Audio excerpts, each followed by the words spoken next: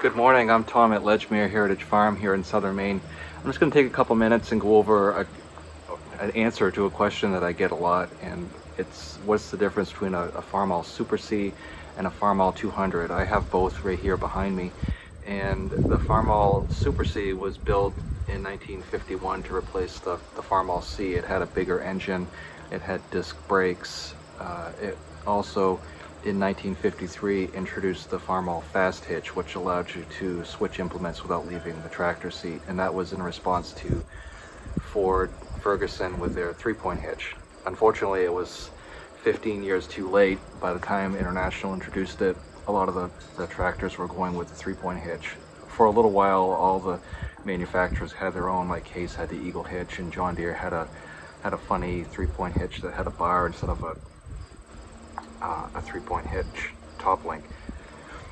So the Farmall Super C behind me has the C123 engine rated at about 24.67 horsepower, and it's a good all-around tractor. It was advertised, the literature said it was for the 80 to 120 acre farmer.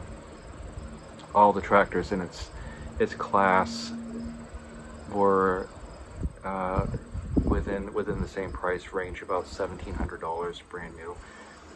Interestingly, like Case was a little bit more expensive, John Deere was a little cheaper. Farmall was kind of the middle of the road as far as price goes. Farmall, in my mind, was probably one of the premier equipment manufacturers up until it merged with Case International. So a few of the things about the Super C. It's rated at 1400 RPM. It has a 4-speed sliding gear transmission. So you've got 1 through 4 and then a reverse. In 1952, I think it was May 28th, 1952, Farmall or International Harvester authorized what they called a switch to these Pancake Headlights from the teardrop ones. The teardrop lights looked like this, but they were the front lights. This is the tail light. Really, there's not a lot of difference between a Super C and the 200. They both have the same tires, the same carburetor, same motor, same hydraulic system.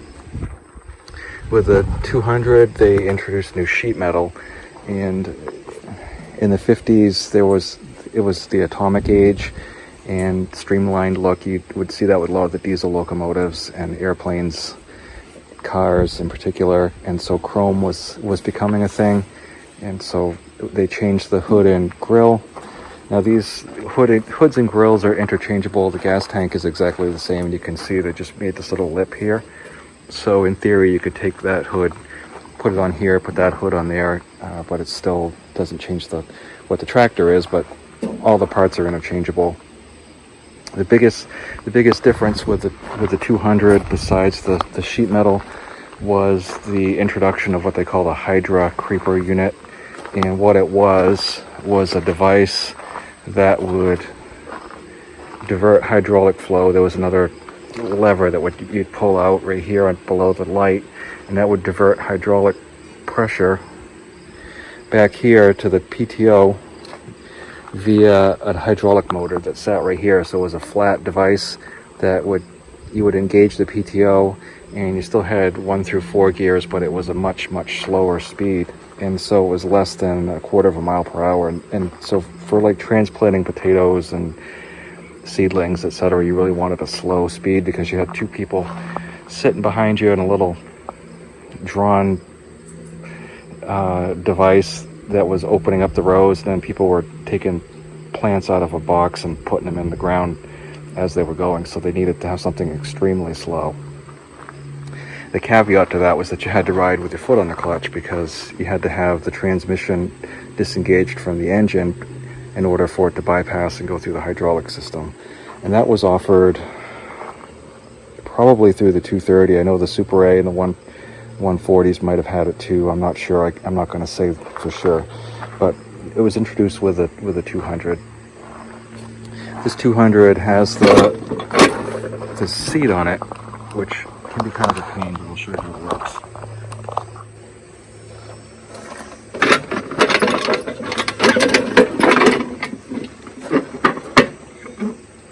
So the reasoning behind this is you can leave your tractor outside and have it sitting upside down like that, and then when you hop on it, your seat's still dry.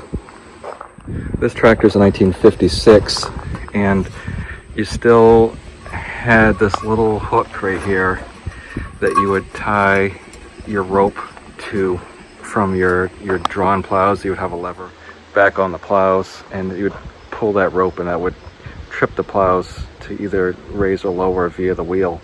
And so that would hook here on this. And the dump rakes, the hay rakes at the time, same thing. It was a lever back there, and so they'd have a rope that ran back to the tractor for you to control that.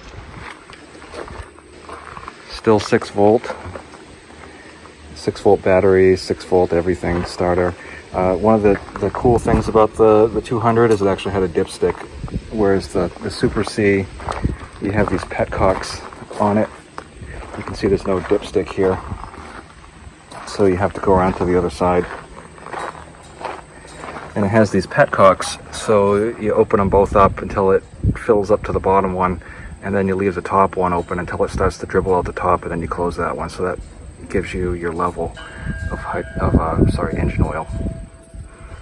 Donaldson air cleaners, same thing. Those were pretty much standard across the board. Even the Fords had those. You'd find a lot of the parts and pieces were interchangeable here and there. Like this carburetor, this Zenith carburetor, you'd see it on Alice Chalmers. Like I think the B and the C both had that same carburetor. This tractor has the optional pre-cleaner with a dust bowl on it. Again, the muffler is still an option. The flapper, headlights were standard. This is an aftermarket international replacement vented gas cap. You can still get these for free from International. They'll send them to you. Same disc brakes, optional fenders.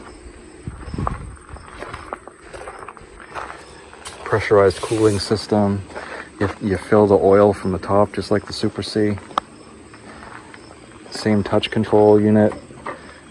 Independent brakes. A lot of times these hydraulic steel lines here would fail over time, and so it's not uncommon to see them replaced with rubber hoses. Like you see here, that was a pretty common field conversion for farmers. They went to this block here, and the last Super C I had, or 200 I had, I'm sorry, I took the block off and ran hydraulic hoses all the way through to the ram on the back. My brother had a loader on this at one point, so that's why you see this has got this brazing on it here. The Super C, like I said, I think it was 24.67 horsepower at 1400 RPM. The 200 is, I think it's 25.13, so it's really the same exact motor, same exact everything. The only difference, besides the sheet metal, was the introduction of the Hydra creeper. That tractor was built from 1954 to 1956 when the 230 was introduced, and the 230 actually had the same motor as well, but they cranked up the RPMs to give you, I think, 4 more horsepower.